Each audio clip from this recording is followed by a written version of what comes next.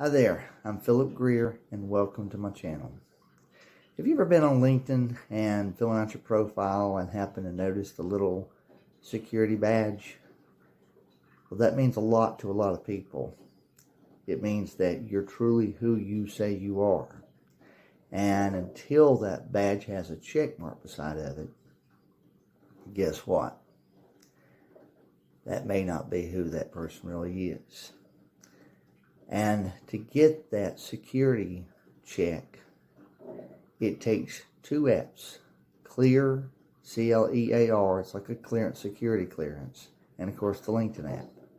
But there's another part that's involved with it, and the app does not do a very good job of pointing it out. It just doesn't. Anyway, that's what this video is all about, and now we're going to find out how to make the two apps work together correctly. Here we go. Okay, we're now inside my cell phone, and as you can see, I've got the Clear app open and the LinkedIn app open. Now, these two apps work together.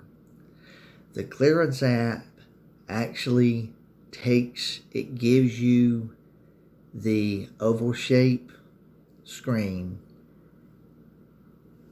After you scan the QR code on your laptop, the oval shape will appear, and basically you just got to move your phone back and forth.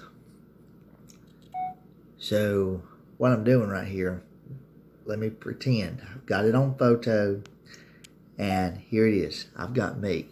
Now, just like that square boxes right there, you're going to be moving your phone back and forth because the Clear app will have a little oval here on the phone, and you're moving it back. Now, here's the secret to this. I've got a light above my head on the ceiling. I'm in the kitchen, the kitchen table.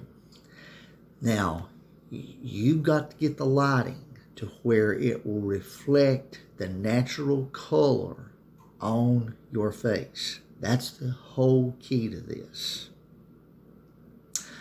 Once that's done, and you've got your phone holding it steady,